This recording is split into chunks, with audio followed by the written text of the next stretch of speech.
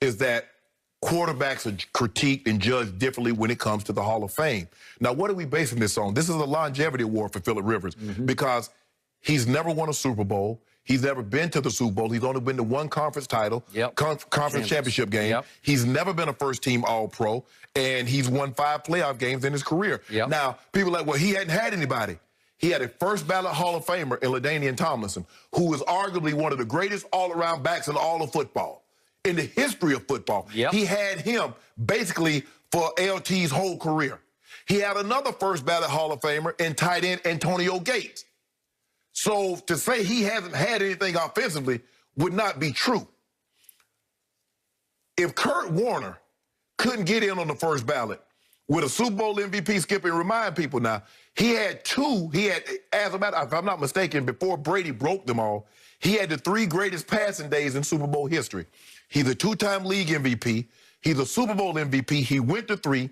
He's a 2-time first-team All-Pro. He went to 4 Pro Bowls, passing touchdown leader twice, 3-time completion percentage leader, and he won the passer rating twice. And he didn't get in on the first ballot. Phillip Rivers getting in on the first ballot. He played 17 years, has 8 Pro Bowls, led the league in interceptions twice. Like I said, they judge it. They go put who they want to put in. But if Kurt Warner couldn't get in on the first ballot, I don't know how you put Phillip Rivers in on the first ballot.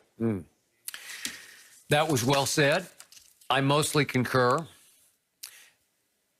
I will say this about Phillip Rivers. In my career, he is the single most perplexing quarterback I've ever tried to decipher. From week to week and year to year, I'm never sure what to make of him because just when I say, oh, no, right? Right. Oh, no. We saw last year. That happened. Last year happened, Skip. It did. So I hark back to 2013. I was on the other show, First Take on ESPN, and we were actually at the NBA Finals, the fateful Ray Allen shot finals in Game 6. One day we had to do a promotion, and I forget what it was for, but we had to come up with the one athlete in all sports who most needed to win a ring, who didn't have one, obviously. And I chose, this is way back in 2013, Phillip Rivers. That was 7 years ago, probably more than 7 years ago. And he still doesn't have a ring, and he still hasn't been to a Super Bowl. And he hadn't come close since that time he lost to the Patriots in the championship game. Okay. Yet, this is just my gut feeling on this. There's something about Phillip Rivers that is transcendent because you watch him play, and it was funny last night listening to Troy Aikman, who was very close to Norv Turner, who was the head coach, obviously, for a while in San Diego. And so Troy said that he spent a whole training camp studying Phillip Rivers. And as Troy said, you can't even explain how the ball comes out because is it sidearm or I don't even know what it is. And so I kept watching closely last night. How's he doing that? But a lot of times it does come out, and even at age, she's almost 39, it comes out with some velocity and some accuracy.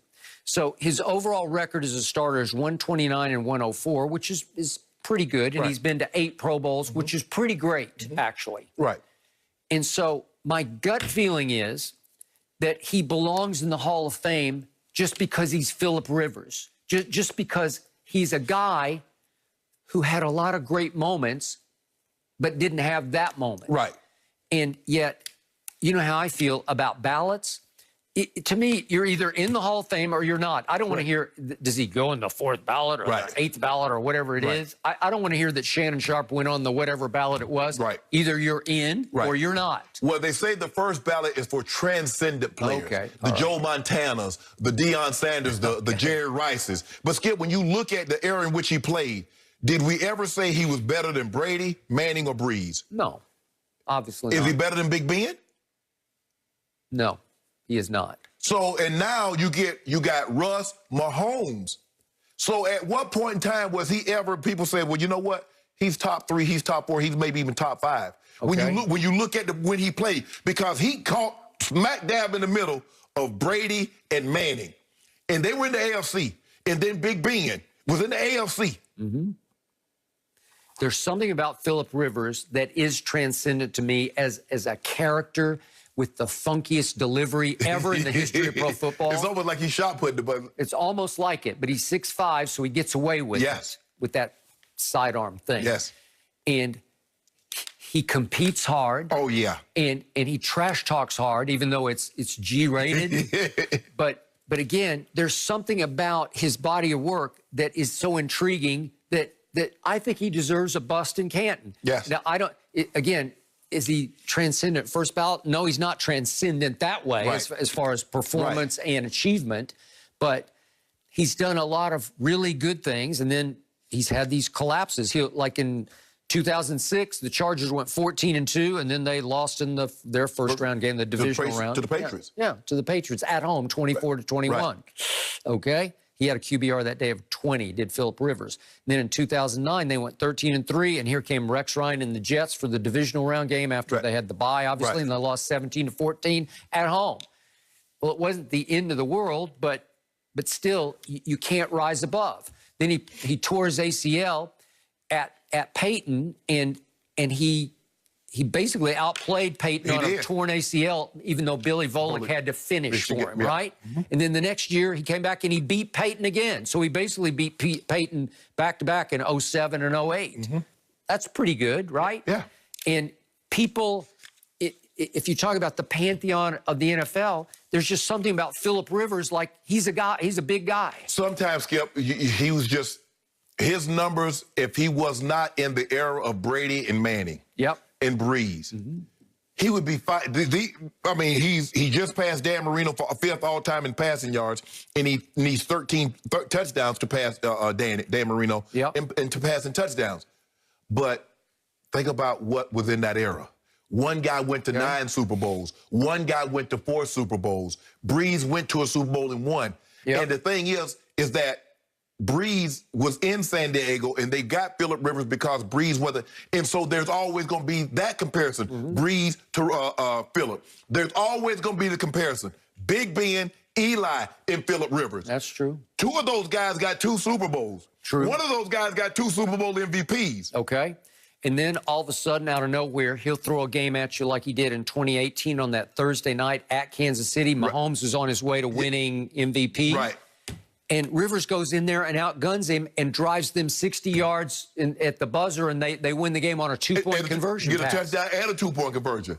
But, Skip, and that's what's so puzzling about Phillip Rivers. You watch how he played last night, and he was in ultimate control. And then 3 weeks ago, he threw 3 interceptions. I got it. But listen, last night at Tennessee against what I still think is a pretty good defense. No, they defense. I think it's pretty good. Defense terrible, Skip. He was pretty great last night. He was. But, Skip, they couldn't get off the field. I mean, Phillip was going up and down the field against that team. And I thought they were going to be able to generate a pass rush, the Titans, because they signed Vic Beasley, who's no longer there. And I don't know what happened to Jadeveon Clowney's pass rushing skill, Skip.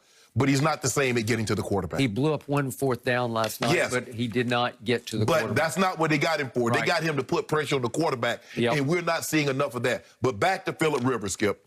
I think he's had an unbelievable career. He has. And clearly Frank Reich says, I think we're good enough as a team to really cause some noise in the playoffs.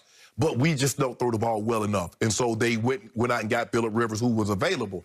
And it seems like it was a great move for the Chargers because it seems they found their quarterback. And it seems like it was a great move for the Colts because they've seemed to have found the quarterback at least for the next 2 years. So they're sitting at 6-3, and they got the 4th seed right now. Right. I'm sure they're pretty happy with this. Yeah, so it's going to be, like you said, when it comes to the quarterback is the position that's judged differently, Skip, when it comes to the Hall of Fame. So you're probably right. He probably will get in on the first ballot. But I look at Kurt Warner's career, and I say if he couldn't get in on the first ballot, I don't know. With 2 league MVPs, he had the 3 greatest passing Super Bowls in history before Brady came and, wiped the ball away. No, you got me. You're right. So, but he's had a heck of a career. I mean, he has. And Big Ben is right there. Eli's right there. Mm-hmm. So right now, I don't know, Skip, who had the better draft, 83 or 2004? 83. You just like the guy. They got the name. They got Elway, Marino, and Kelly. Well, and the fact that Philip Rivers is such a great guy, I just always find myself rooting for him. He's an unbelievable He's guy. I such a did an great interview with him a guy. couple of times. Yeah. He's great. He's great. You see it in interviews. You hear it when he's mic'd up on the sidelines, which Yep. is always hilarious. True. So He should go in the Hall of Fame for being a dad. He got 9 kids. Got 9 so kids. he's in the Hall of Fame for parenting for sure. Fair enough. all right, well, we're switching gears back to the NBA with 10 years of hindsight. Did LeBron handle the decision the wrong way?